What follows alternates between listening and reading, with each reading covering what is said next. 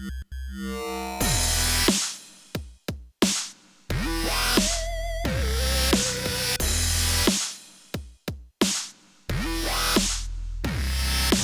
wrote the book. That's Right. what makes it accurate. And the movie is totally Hollywood. You know, once you sign, you basically give them the permission to run with it, because they're not going to make a movie and leave you in charge of a hell no. multi-million-dollar project. No, it just doesn't happen.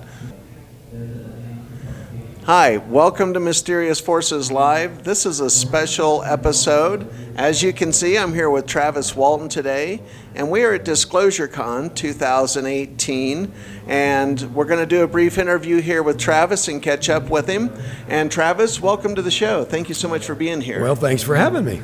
And I know a lot of people talk to you about your UFO experience, and you do lectures about your experience, and actually you're going to be doing a lecture here later.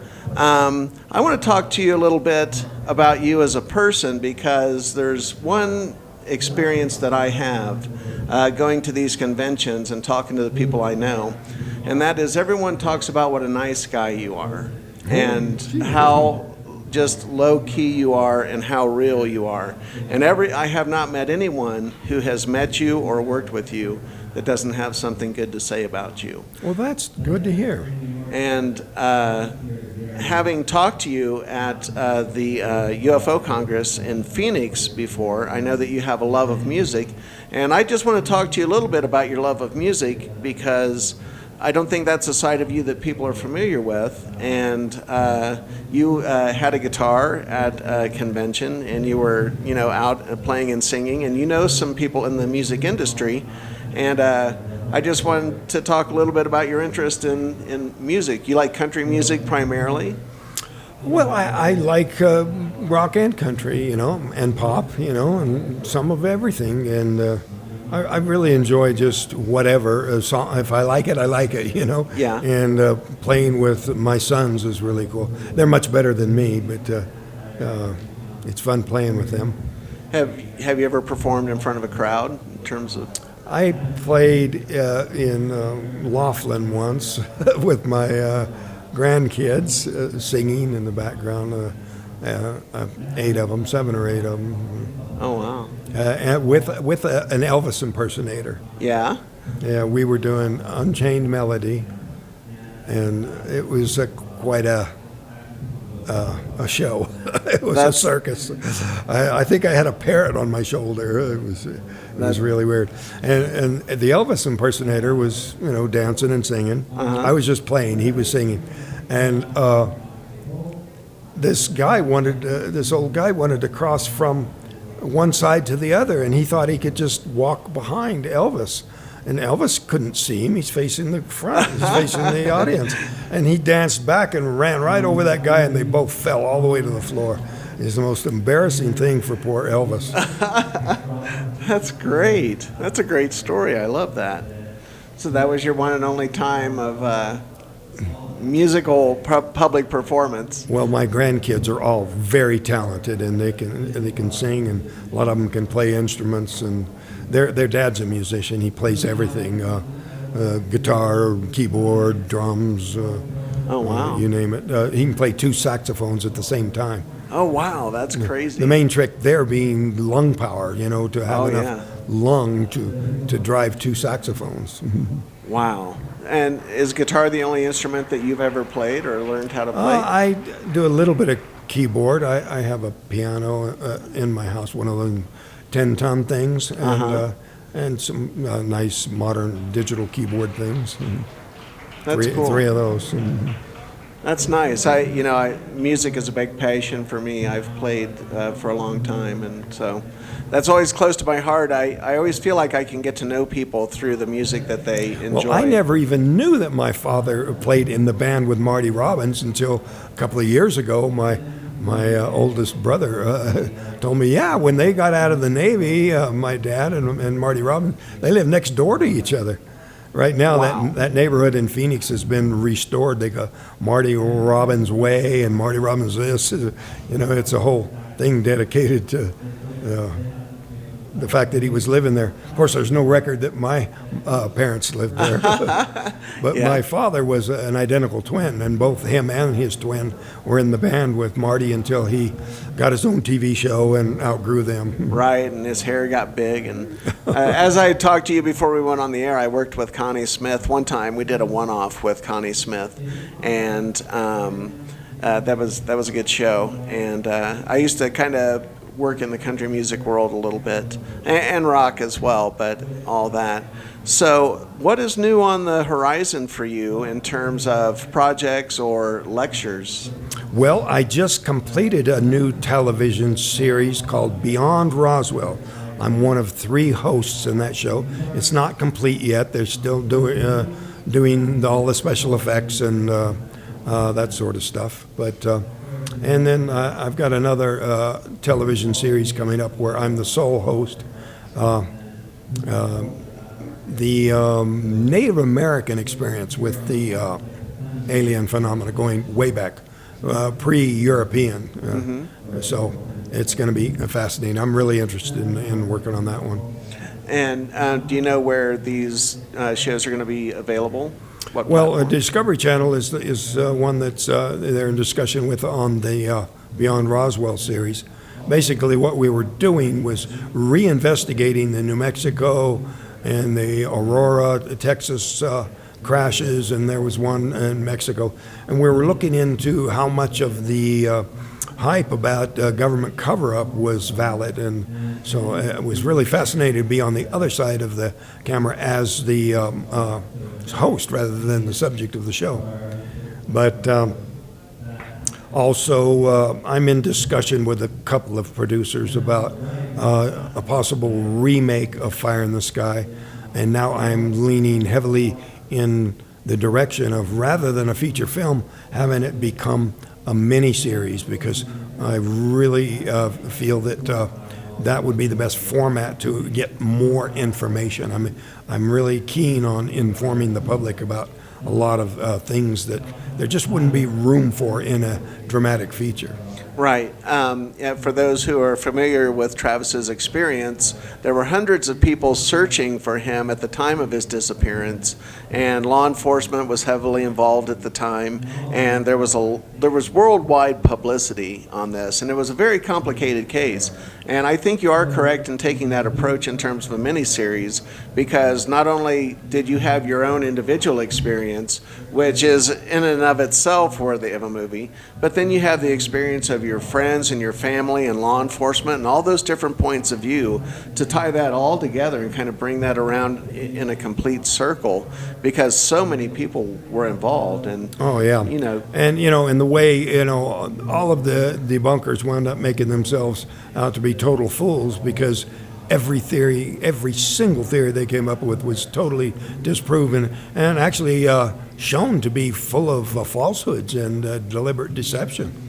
Yeah. Did you have to develop a thick skin over time in terms of I did, debunkers? And, it really hurt at first to, go out in town. I never ran away. I still live in Snowflake where I always lived. But to see people that I knew and they would pretend they didn't know me. But things have changed. Now I go out and people I don't know pretend they do know me. So it's kind of turned around the other way. It's much better. Right, yeah, that is. At least your story is being believed, and it's getting out there to more people. I think that your case is one of the most important cases in ufology ever, in terms of documentation and eyewitness accounts and everything involved. I mean, it's just one of the best public documented response cases. is worldwide, and it's growing. It's at a peak, greater than ever before currently. Yeah, it is. And can you talk a little bit about how this impacted your family at the time that this happened? I mean, they had to be really upset. Yeah, it was extremely hard on my children. Kids can be so cruel. But like I was saying, it's turned around, and people who would make fun of it at the time now are happy to be associated with them and proud to know them and that sort of thing. So, that's been good for that turnabout. This one boy who made fun of my daughter for being, and called her Alien Girl. And then after she became a finalist in the Model America contest, he told his mom, "Dang, why was I have to be so mean to her?" Yeah, I know. People shouldn't be trash talking to the people, and it's not something to be made fun of. How did having such a level of unwanted or unexpected celebrity affect your life? Well, I was the kid who didn't want to speak in front of the class, so it's transformed me. I've had to learn how to address an audience and deal with the public. It's totally not me, not anything I ever wanted to be, but out of necessity, it's now my mission to educate the world. Right. And, I'm getting a response from a lot of far-off countries that I never heard of before. How does it affect you personally, like people who try to get close to you, or people who do want to try to be friends with you just because of your celebrity instead of knowing you for who you are as a person? Do you have a guard up against that? Well, you have to take it with a grain of salt and, deal with it as it comes. Some people are very favorable. Some people, they're fans, but they're claiming, like one guy was claiming that he was at that homecoming party depicted in the movie. Well, that's impossible because that was movie fiction. That actually never happened. Right. So that's the kind of thing that even people who are fans and supporters can sometimes exaggerate their connection. But other times, they'll make up something in order to drag it down and claim to know me or have some experience that never happened. And, what can you do? Right. Somebody trying to get attention.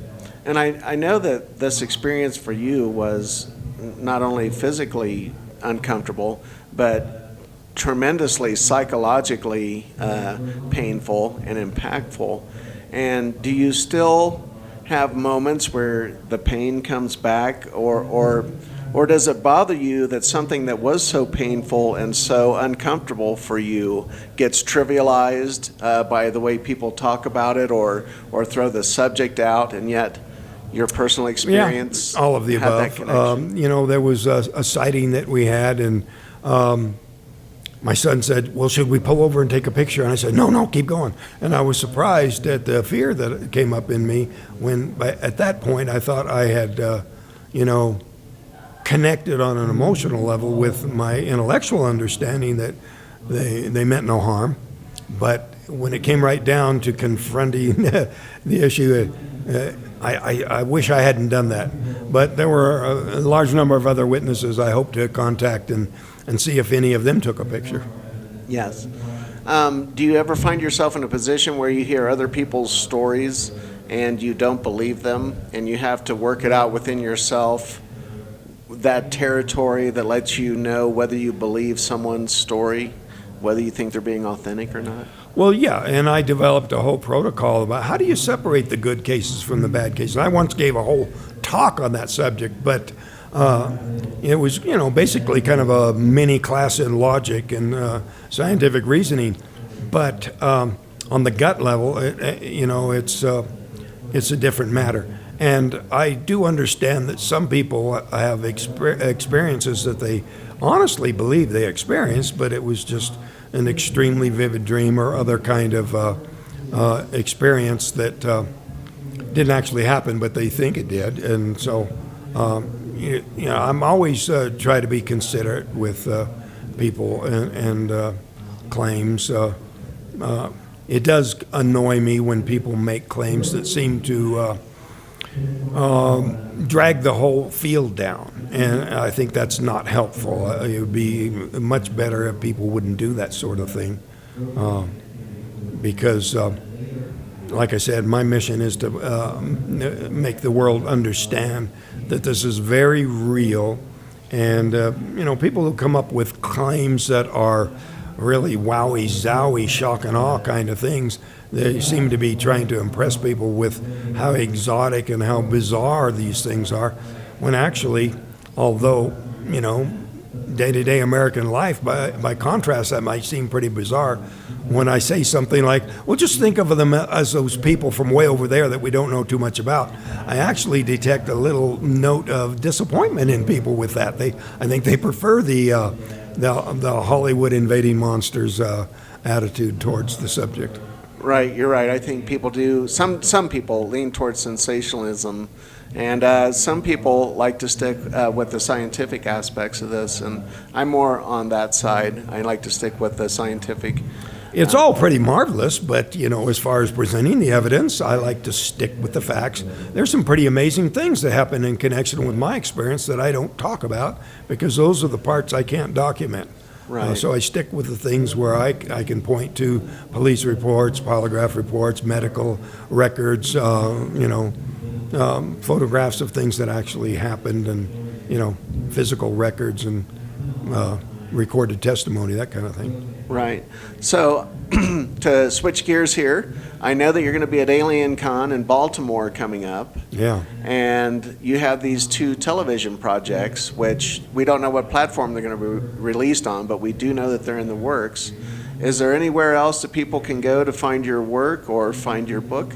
I think go to my website, traviswalton.com is a good place to start. There's I intend to kind of come up with a whole listing of everything I've been in or done that people can go back and look at. A lot of these things are still available online. There's a very exceptional documentary called Paranormal Witness that you can get on Netflix or one of the other, Platforms, social media outlet? Yeah, social media. Okay. Yeah. Well, I just want to say it is an honor to have you on this show. I know that you're very hardworking. You do a lot of events, and you're very much in demand. And there's always someone trying to get your attention, it seems like, especially at these events. And you were so kind in coming here and being on Mysterious Forces Live. And I just want to say, from the moment that I conceived this show, I wanted to have you on, because I feel like you're an important person and your experience is an important case for ufology in general. And you have been such a tremendous ambassador to the general public for what these experiences are like. I just think it can't be overstated, your importance in this movement and in this knowledge. And I'm honored to have you on the show. Thank you so very much. I appreciate you having me on. All right, thank you. Have a good time.